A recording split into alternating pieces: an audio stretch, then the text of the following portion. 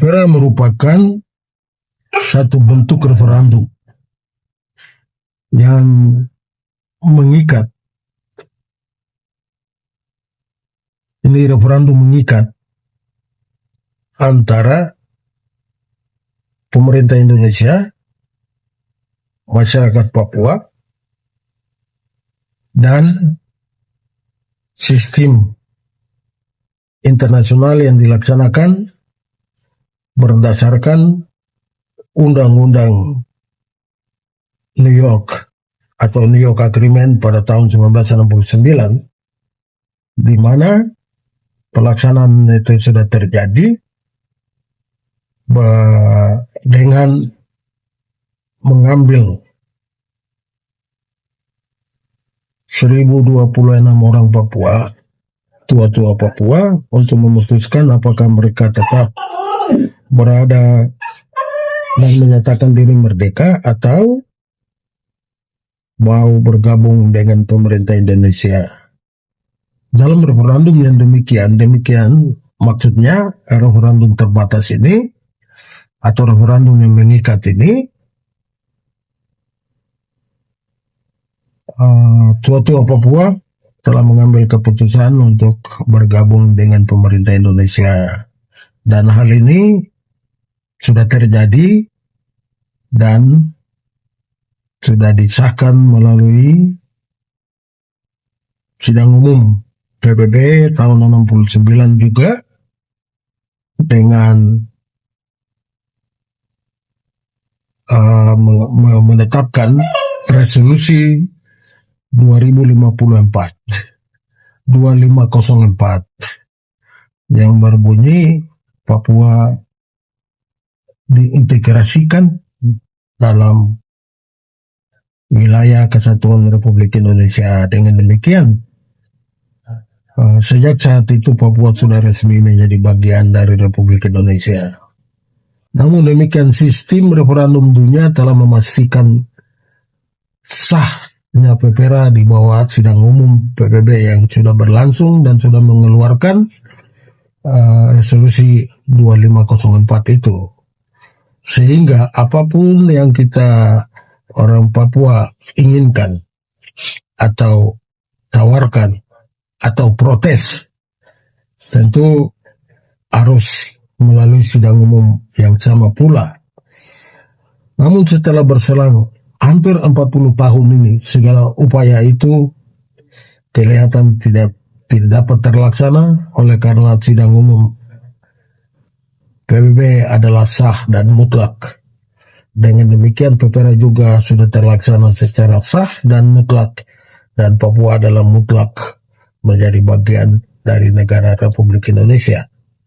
Jadi apapun yang kita tuntut untuk referendum atau cara yang seperti itu lagi di tanah Papua, kemungkinannya tipis dan tidak akan mungkin, oleh karena sudah mendapat legitimasi dari sidang umum PBB.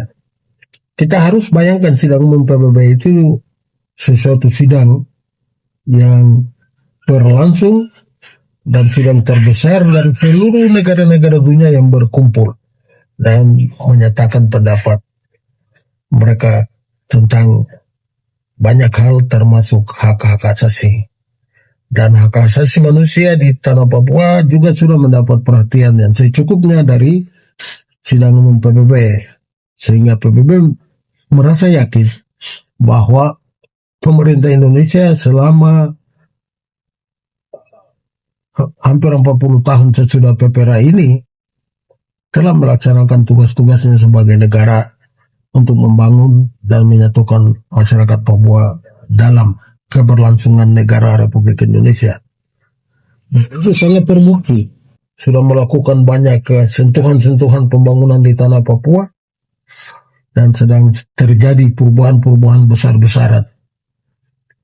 Banyak anak-anak Papua sekarang belajar di luar negeri. Itu menandakan bahwa Papua sedang mulai mempersiapkan diri memasuki era baru, era teknologi, era modernisasi. Demikian pun civil society di Papua makin hari makin bertumbuh.